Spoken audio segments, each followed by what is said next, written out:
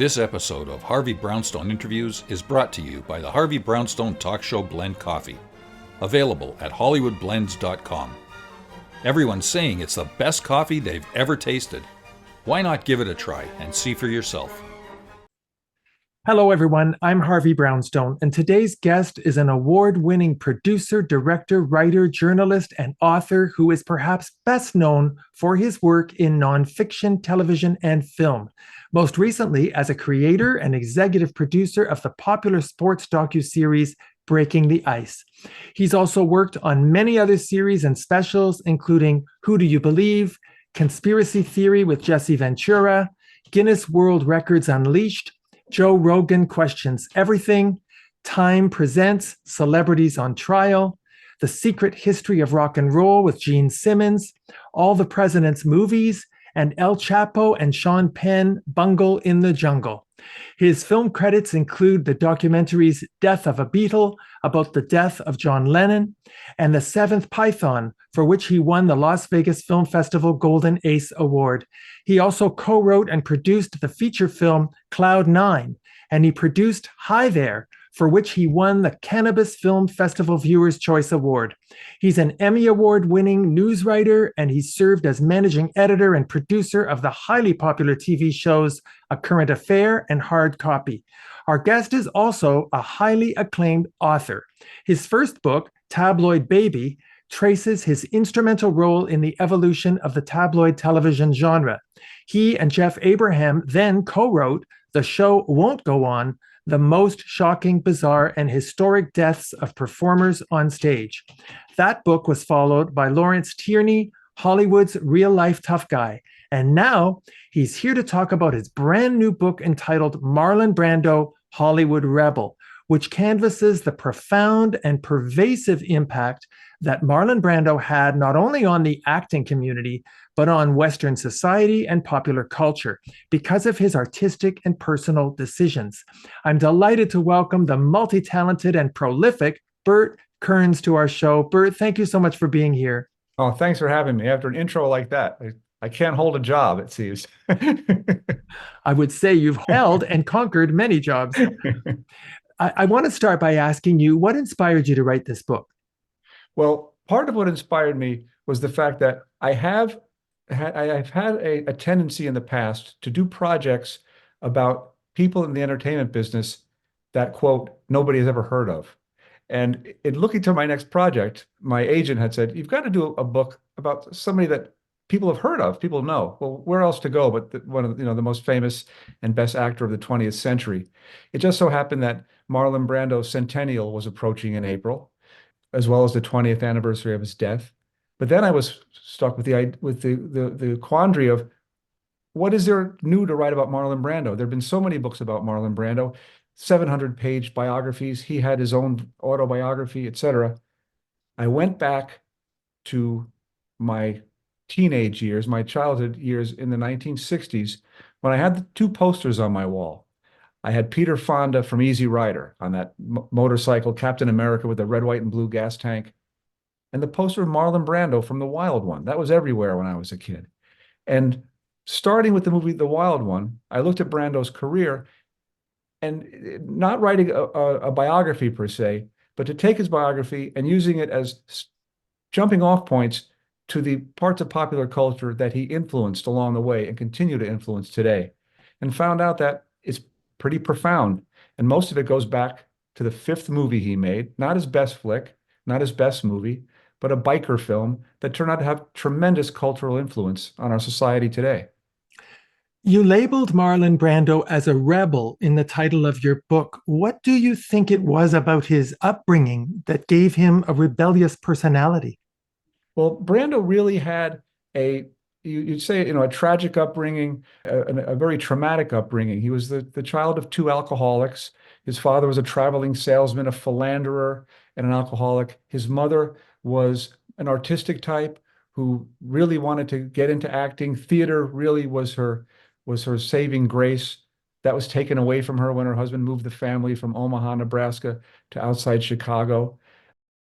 His father was never around. He talks about remembering having to pick up his mother at bars, often on the side of the road, etc. He didn't do well in school. His father put him into a military academy when he was in high school, and Brando rebelled against that from the beginning. Looking at his life, I refer to him as a rebel in search of a cause from the time he was a kid. And when he came to New York, when he became an actor, when he went on Broadway, he was a rebellious actor. He changed acting by going against what was supposed to be done on stage. When you were on stage, you did your lines. You're on Broadway, you read your lines the same way every night. You put in your performance. Brando didn't. Brando, if he had an itch, he'd scratch it. If he had a cold, his character had a cold. If he wanted to talk like real people, so he mumbled on stage. He was the mumbler. Yet at the same time, his extraordinary presence, his power as an actor, and his undeniable sexual charisma changed theater. And he brought that with him to Hollywood as well. Well, it's pretty clear that he always resisted authority. He was defiant, he was non-compliant, and that certainly carried over into his public image. Now, Brando was well known for his political activism. First in 1947, advocating for the creation of the State of Israel, and then against racism. I mean, he stood right behind Dr. Martin Luther King when he gave his I Have a Dream speech in Washington. And Brando was a very vocal advocate against the death penalty, and then on behalf of Native Americans, and then he became a strong environmentalist. You even described him as being radicalized. Do you think his political activism had the effect of distracting him too much and sabotaging his acting career?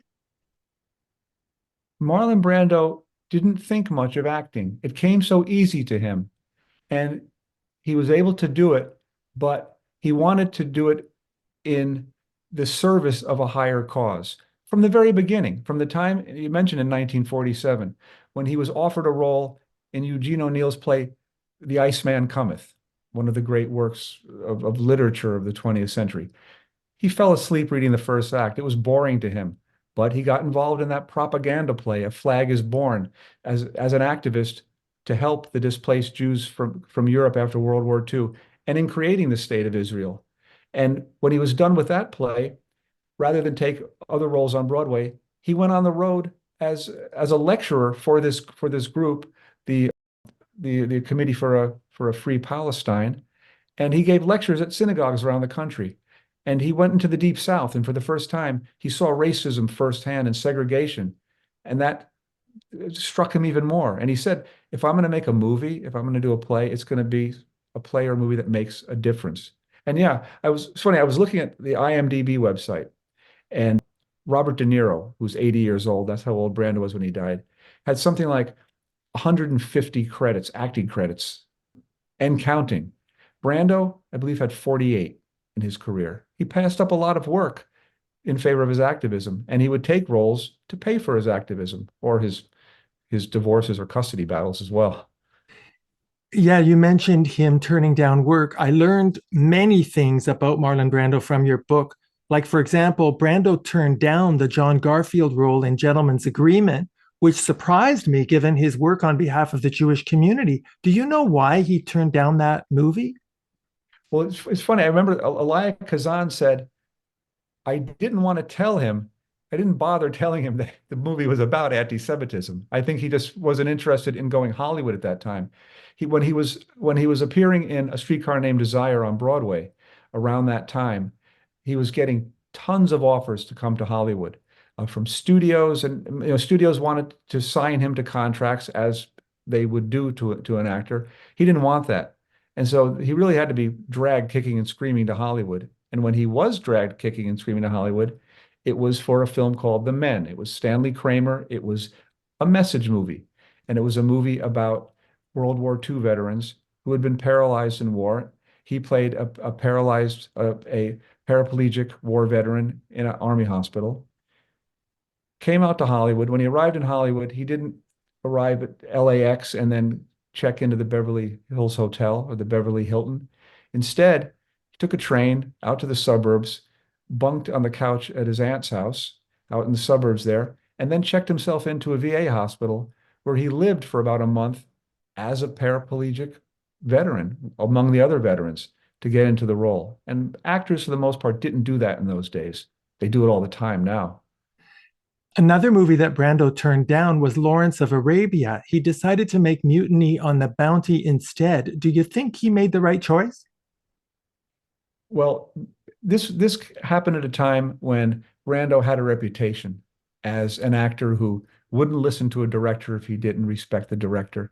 He often would delay movies, delay filming, etc. There were a lot of delays in Mutiny on the Bounty. There was a lot of problems with that. The film lost money, and Brando was blamed for it. He said the reason he didn't want to do Lawrence of Arabia was he didn't want to spend a year out in the desert. Well, he wound up spending a year or so out on the water. But when he did this, he discovered Tahiti. And Tahiti was a place he had dreamed about from the time he was in military school. And he found an atoll, an island that he bought, and that became his second home. And also became a laboratory for him for environmental research, which goes on today in his name. So again, Mutiny on the Bounty was a disastrous film. But then again, you watch the film and Brando is very, he's playing Fletcher Christian. And if you see Clark Gable play Fletcher Christian or Mel Gibson, he's a macho sailor and et cetera, declares mutiny on the Bounty. Well, Brando played him as this foppish character. And in all of his roles, he brought something that you don't expect, a humanity, a sense of self-doubt that other actors would not. He really changed what a leading man is in Hollywood. Oh, for sure. I really enjoyed his performance in Mutiny on the Bounty. Another surprise, Bert, that I learned from your book is that Marlon Brando was bisexual. I had no idea because he was such a hyper masculine sex symbol in The Wild One and A Streetcar Named Desire. Bert, how do you think his bisexuality factored into his acting? Well, I think it was very clear in his acting. That's why when looking at, for instance, The Wild One, here he is playing the leader of a motorcycle gang. Now, in the film, Lee Marvin plays a rival leader of another motorcycle gang, and Lee Marvin plays him more to type. Masculine, brawling, drunken, a real, wild man off base. Brando was a bit more fussy in his role. He and his gang, the Black Rebel Motorcycle Club, had nice leather jackets and jeans that were cuffed, and it was more of a military look. And in the role, he was playing not only a motorcycle gang leader, but he was also playing a juvenile delinquent at age 28. And in that, he had a more of a high-pitched, lisping voice. When the women were around him, he pushed them away. Lee Marvin's character was always saying to him, "I love you, man, I love you." And you kind of wondered, what's going on with these two guys? Brando's bisexuality, they call it the bisexual charisma that Brando had, rubbed off on what the leading men would follow, from Elvis Presley to James Dean, even Paul Newman were following in that Brando mold. It came through in his bravery in taking roles as well. I mean, in 1967, he appeared in Reflections in a Golden Eye, where he played a repressed army major, a repressed homosexual. No leading man would do that at that time. And then you look at Last Tango in Paris, which again, I think is probably his greatest role, largely improvised, where he brought so much of his own life into the role that it took so much out of him. He said, "I'm never going to do this again." And he went off and did Superman. But in Last Tango in Paris, again, people have said, Ingmar Bergman said, that movie is not about a man and a woman. That's really about two men. Because you could tell just the way they're acting there. That movie became very well known because of the so-called rape scene with the butter, etc. But the real scene in that film that did much more to break down sexual boundaries and open up sexuality to men was a scene where his character tells the woman to do the same thing to him. And there's a whole scene where he's telling her to cut her fingernails and do it to him. And again, leading men and macho leading men didn't do that, not even in the 1970s. Brando led the way in that. He definitely had a bisexual magnetism because he blended his hyper masculinity with his feminine side. You wrote that in The Wild One, Marlon Brando created a template for a new kind of Hollywood leading man and a new kind of masculinity. Do you think that when he was making that movie, he realized at the time that he and the character he played, Johnny, were becoming fused together into a cultural icon of a rebel outlaw? When Brando made that film, he said that the character of Johnny was really one of the closest characters to him in his real life. He said he really sympathized with the character. He saw that on the written page, he was perhaps a stoic, old school, Western hero, because that's what these motorcycle movies became, really, Westerns. As a matter of fact, the head of Columbia Pictures in cutting the budget of the film wouldn't allow them to shoot on location. They had to shoot on an old Western set on the Columbia Ranch, which is why the main street of this town is just dust. It's not paved or anything. He made that choice to play the character not as Gary Cooper or John Wayne or might play it, but he played as somebody with a lot of self-doubt, a lot of he did, yes, he was very aware of what he did when he did that. And if people followed in his footsteps. I was surprised to read that The Wild One is credited for having launched rock and roll when there's no rock and roll music at all in the movie. How can that be? Well, that was the thing. When this film was made, there was no such thing as a biker flick, and there was no such thing as a youth market at the time. This film was, again, Stanley Kramer, who did The Men. This was a film that was supposed to be tackling social issues. And one of the issues was the World War II veterans who came back from Europe, had seen terrible things they couldn't talk about, this silent greatest generation. And they also couldn't fit back into a polite society, the picket fence suburbs that were starting to grow at the dawn of the Eisenhower years. Instead, they took Harley Davidsons, which were the same type of bikes that they were riding in Europe when they were in the service, and they took to the road in gangs. And they weren't like the old motorcycle clubs. These people were, rebels. They drank and they fought, and they were the first rebels of the road.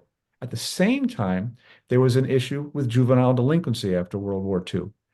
And so this movie was really tackling both issues. So here you had Brando at age 28, basically playing a 15-year-old juvenile delinquent who's afraid of girls, which is what came out in the film. When you see the way he acted, it was different than what was going on. Well, the kids saw this movie. They saw this image. Through the 50s, the film was banned in the UK. It was banned in parts of Canada. It was banned in Memphis, Tennessee, where a young Elvis Presley saw the film and decided that's who he wanted to be, was Marlon Brando. That image of Brando on the motorcycle in that leather jacket, that poster I talked about having on my wall in the 1960s, that's who Marlon Brando was to me before The Godfather came along. I'm a kid growing up, with the Beatles and Soupy Sales or whatever. And in the 60s, Marlon Brando was that image. And that image happened to launch that rock and roll generation. At the same time, the movie came out a few months before the U.S. Supreme Court laid down its Brown versus Board of Education ruling, where they said that segregation in schools was unconstitutional. The civil rights movement was just starting. And here you had Brando leading a gang called the Black Rebels Motorcycle Club into a town called Whitesville, and they're talking this jazz lingo from the 1940s that black musicians did. So this was like suddenly Brando's bringing this whole racial element into it and helped launch a youth revolution, a rock and roll revolution, and the civil rights revolution. All sort of began with this film in 1953 and 1954. Yeah, it's fascinating that there's no rock and roll music, but the movie captured the spirit of rock and roll. Yeah. You wrote in your book about the influence of Brando's performance in The Wild One on two major music icons, Elvis Presley and the Beatles, especially John Lennon. Do you know whether Marlon Brando ever had any contact with Elvis or John Lennon? Brando definitely had contact with Elvis on the Paramount studio lot. When he formed his production company, Pennebaker Productions, named for his mother's maiden name. He was on the lot. Elvis Presley was just getting his career started. And Elvis and his friends were the ones who told the story of how Elvis was sitting in the commissary, and the co-star on the film he was making, the woman said, "Brando's sitting right behind you." And he's like, Marlon, what? Marlon Brando? And so they both stood up, bumped into each other, and they talked a bit, and Brando wished him well. And then Elvis went outside and just jumped up in the air and whooped and hollered that he had met Marlon Brando. Because I found an interview that Elvis had done in 1955, shortly before his big year of 1956. He was just starting out in the music business. Everybody's very excited about him. And he told Lloyd Shearer of Parade magazine, he said, what I really want, being a musician is great. Having a hit record is great. But if you really want to be a star, you've got to be an actor. And I want to be Marlon Brando. And when Shearer took the camera out to take his picture for the magazine, he said, wait, stop, sir. He called him sir, of course. He said, do not take a picture of me smiling. You got to be a rebel. And I got to be like Marlon Brando. You can never take a picture of me smiling. And so, when Elvis had his first gold record for Heartbreak Hotel, he was interviewed. And they said, how do you feel about this? You've sold, a million copies or whatever. And he said, no, this is even bigger. I signed with Paramount Pictures to make movies. And I'm going to make movies. I'm not going to sing in any of my movies. I'm going to go to the actor's studio. I want to act. I want to be like Marlon Brando. Of course, Colonel Parker had other plans for Elvis, but there was a time when Elvis was inching his way toward becoming a really great actor, and then he went into the army, and then became addicted to pills, et cetera, and came out, and the rebel was gone. Marlon Brando was very open about engaging in psychotherapy at a time when no one talked about mental health treatment. So he, in a very real way, helped to remove the stigma around therapy. Do you think, Bert, that therapy helped Marlon Brando become a better actor? I think that the therapy was part and parcel with his acting. When he first did A Streetcar Named Desire on Broadway, the director Elia Kazan was coaching the actors in a very different way than directors usually did. Kazan's brother was a psychotherapist, and Kazan used the techniques that his brother had told him on his actors. Here's how you get into your character. Let's go deeper into your past. Let's figure out what is driving you as well as his actor. And throughout his career, psychotherapy went hand in hand. When he was making the film On the Waterfront, for which he won his first Academy Award for Best Actor, he put into his contract that he had to leave the set every day at 4 o'clock so he could go from Hoboken, New Jersey, over the river into Manhattan and get onto his psychiatrist's couch.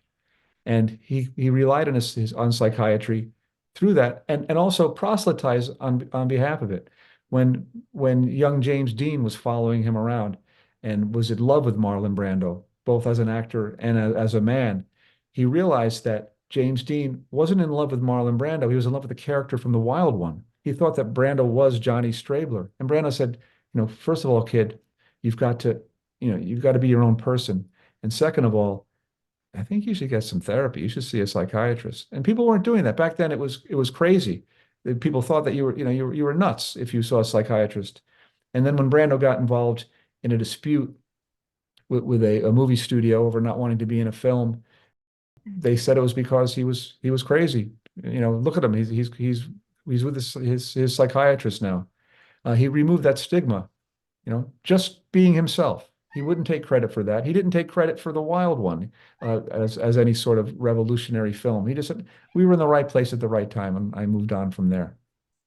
I was surprised to learn from your book that although Marlon Brando is widely considered to be the quintessential method actor, he was not a big promoter of the method and preferred to call himself a student of Stella Adler, correct? Right. Stella Adler was part of the group theater of the 1930s, of which, Elia Kazan and Clifford Odets were part. And that all grew into method acting. It was all based on the works of the director Stanislavski in Russia. Part of what Stanislavski said was that what you do is you take your history, you go back into your memories and put that into the character. Stella Adler was the only one who actually was a student of Stanislavski. She went over there and became a student and found out that his teaching had changed. You don't necessarily have to use your real life. You can use your imagination. And as Brando saw that Kazan started the Actors Studio, and then Lee Strasberg took over and became the guru of method acting, it's like, He didn't want anything to do with that. He's like, no, I'm not one of these method actors. I'm doing what Stella taught me. He gave all praise to Stella Adler. Well, in your book, you quoted Marlon Brando in an interview he gave with Dick Cavett, in which he basically said that acting is not a great art. It's nothing more than a way of making a living, like being a plumber or an electrician. What do you make of his cavalier attitude to his own talent? It just came too easy to him. He was just one of these persons who had this innate greatness as an actor. At the end of his life, believe it or not, Marlon Brando needed money, and he had to find a way to pay for his pursuits, to pay for his island in Tahiti, and to pay for all the children that he had. And somebody said, "You see what they're doing on QVC? The home shopping networks and stuff. Why don't you make a video teaching people how to act and sell it as a video on QVC?" So he went and did that. He had an acting class, and he called it lying for a living, because that's what he believed it was, that acting was just lying. Of course, this tape never was edited, never came out. His estate is holding and won't release it. It was apparently a wild scene that he put on there. But he just believed that everybody lies. You act from the time you're a kid. It was easy for him.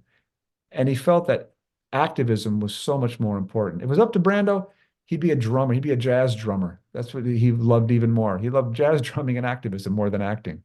Well, do you think Brando ever really understood or appreciated not only how talented he was, but how much he reinvented and revolutionized the craft of acting? Did he get that?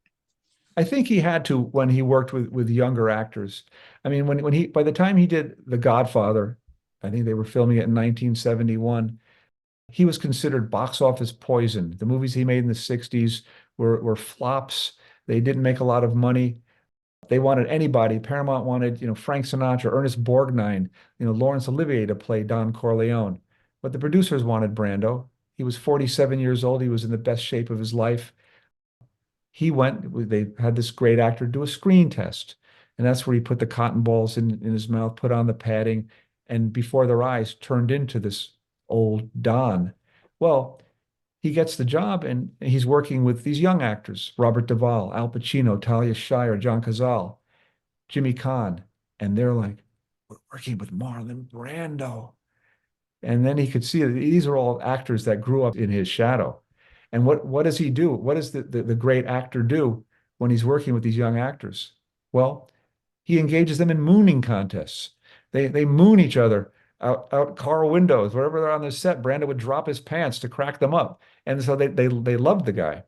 As a matter of fact, they said Brando became the king of the mooners. They actually bestowed that title on him. In that opening scene in The Godfather, the wedding, Talia Shire's wedding, at a break in the production, he dropped his pants before 700 extras. And they said, "Marlon, you win." He had a great sense of humor that you might not think, because he was such a great dramatic actor. It's just such a shame that he diminished his own talent, the value of it. I mean, when he started making movies at the very beginning, he said he only wanted to make pictures that were socially relevant. In other words, movies that would make a difference in the world. He even created a production company with the intention of making movies that would bring attention to important social justice issues. But looking at his body of work over the years, Bert, do you think he stayed true to that goal? He tried to. You look at a film like Sayonara, in which he plays an Air Force pilot who goes during the Korean War, who falls in love with a Japanese actress, and that just looks like a romantic film. Really, he was taking on an issue there where the army at the time did not allow these so-called mixed marriages to be official. If you were a soldier, you married a woman in Japan, you couldn't bring her back to America during the war. This film was supposed to end tragically, where with the death of the woman. Brando insisted, "No, I want to show that it's a good thing. Intermarriage is great, and I wanted to have a happy ending." And he did that. When he did his production company, he wanted to make a film about the United Nations work in the third world. Before he was involved with Native American rights, he was very much involved in the caste system in India. He couldn't understand how that could exist. He tried to make a film like that. He eventually made a film called The Ugly American, where he tackled that. Even in films like The Chase, where he played a small town Southern sheriff, he was dealing with issues of racism in that. He did what he could in order to make it matter, as well as taking roles for the money. By the time the 60s came along, he was taking roles because he needed the money to finance his activities. Well, here it goes. You knew this question was coming. As you know, on March the 27th, 1973, Marlon Brando sent Sacheen Littlefeather, president of the National Native American Affirmative Image Committee, to refuse the Academy Award he won for The Godfather because of the film industry's harmful and offensive depictions of Native Americans in movies and on TV. Bert, do you think that refusing an Oscar is an effective form of activism? Well, this certainly was. If you remember a couple of years earlier, George C. Scott had refused his Oscar But for he refused an Oscar not for political reasons. He did it because he disagreed with the concept of actors competing with each other. Exactly. And Brando was the first to say, this is a political movie. Brando's greatest, public demonstration took place when he wasn't even there. And by sending this woman out dressed in Native American garb, it was a shocking. People laughed at it. People were shocked by it. People were angered by it. But it made a difference. Today, I mean, years later, 50 years later, the Academy apologized to Sacheen Littlefeather for the treatment that she received because of that. I mean, she was shot at, she was harassed later, she was laughed at. Brando felt bad about the way she was treated. He also expressed some regret when he was on the Dick Cavett show for the discomfort that he put his fellow actors in, or the people in that room. He said maybe they didn't want to see that, but I thought it was very important to do that. And again, it led to people using the Academy Awards as a political forum. When the producer of the movie, sorry, what was the Vietnam Hearts and Minds came out, he read a letter, on stage from Ho Chi Minh. Later, Vanessa Redgrave gave a speech, and he kind of started that tradition of using that as a forum for your political views. And I think it was in the end very effective because it really, he was right. Well, let's face it, 85 million people heard what Sacheen Littlefeather had to say. She said it in front of the most powerful people in Hollywood. And as you pointed out, Marlon Brando is the one who started the trend of people making political statements in their acceptance speeches when they win awards. You wrote about Marlon Brando's influence on many actors, including Paul Newman, James Dean, Peter Fonda, Jack Nicholson, and others. Are there any actors today that you would describe as modern day Brando? Well, it's funny, just since the book came out, there's been a lot of publicity. About 3 films have come out now. There's a film called The Bike Riders. One of the stars is Austin Butler, who played Elvis in the Elvis film, and the other is Tom Hardy, a very Brando-esque actor from the UK. He's playing the leader of a motorcycle gang, and according to the previews and according to Butler, he's channeling Marlon Brando's character from The Wild One. He's doing Brando. The same time, there's a new film coming out, I believe, called Brando in Tahiti, where Billy Zane is playing Marlon Brando in Tahiti in the 1970s. And from the images they put out, he's stunning likeness to Brando. Then I find out last week that it's either a film or a miniseries coming out about the making of Last Tango in Paris, where the actor Matt Dillon is playing Marlon Brando. Dillon is mentioned in the book. Gray Fredrickson, who was the producer of Godfather 2 and Apocalypse Now, worked with Brando on a lot of films, worked with Francis Ford Coppola on the film The Outsiders in the early 80s. And there was a bunch of young actors from Tom Cruise, C. Thomas Howell, Patrick Swayze was in it. And I asked Gray, I said, were any of these actors, channeling Brando at all? And he said, well, the one definitely was Matt Dillon at the time. Brando, Francis Ford Coppola would mumble to me, there he goes, he's doing Brando again. And so 40 years later, you've got Matt Dillon actually playing Marlon Brando. Out of all the actors out there, the person that I pointed to in the book was Johnny Depp. Depp was a friend of Brando's. He directed him in 2 films. He appeared with him in the movie Don Juan DeMarco.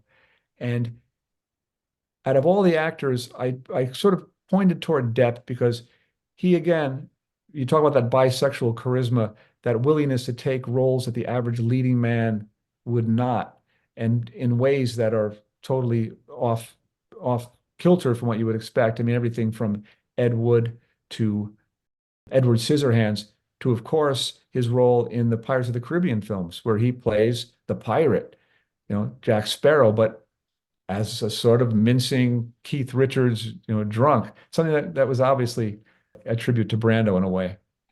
I thought so too. I think Johnny Depp really is the modern Brando. Now, you mentioned something a little earlier, Bert. Shortly before he died, Brando gave a 10-day acting class that was filmed. The estate won't release it. Have you ever found out why they won't release it? Well, apparently it was a wild circus. He rented out a studio in the heart of Hollywood, set up a stage, invited a bunch of actors, everybody from Michael Jackson showed up here and there. Sean Penn was there, Robin Williams, Whoopi Goldberg, John Voight, I believe, was there. The actors came in, and they also invited in acting students. They invited homeless people that were on the street to come in. He was having it filmed by the director Tony Kaye, who's a bit of a wild man. This was shortly after the events of 9/11. Tony Kaye showed up dressed as Bin Laden. 3 days later, they threw him out. It was crazy. Brando came out onto the stage in drag. And again, he was very big. He was 300 pounds at this time. There was a producer actually who I had worked with on one of the TV shows I did, who was an actor at the time and was there. And he told me what happened. He said, Brando was huge. And he sat down in drag, gave a speech to the crowd, then turned around and mooned them. And he said, acting and this young actor who I spoke with said, Brando said, acting is just lying. Everybody does it. There's nothing to it. That's all it is. Just go out there and lie, and you can be an actor. And he's saying, the kid says, I was coming from the Sanford Meisner School of Acting, and I've been reading books and learning about acting. And Brando, the greatest actor of all, is telling me that it's all bull. It's the opposite of what I had learned. But Brando was teaching what he knew. And I think, it was so crazy. It was so wild that I think it might be a bit embarrassing to see Brando. It was near the end of his life. He wasn't in good health. And I think perhaps if you look at the film, The Island of Dr. Moreau, you can kind of get an idea of what Brando may have looked like at the time.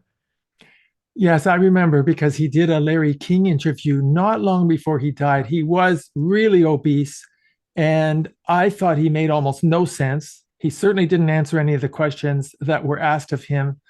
Had I been a judge in a courtroom at the time and he was being examined in the witness box, I would have been admonishing him constantly to please answer the question. So I kind of am not surprised that his estate decided not to release that film, but it would have been fascinating.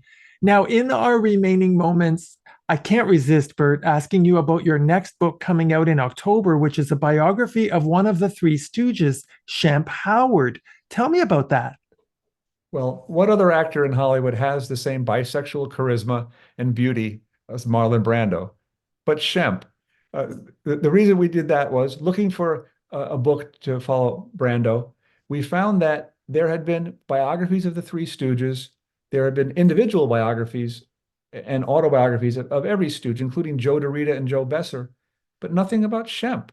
We went to work on it. I like the Three Stooges, but I'm not part of that Three Stooges community.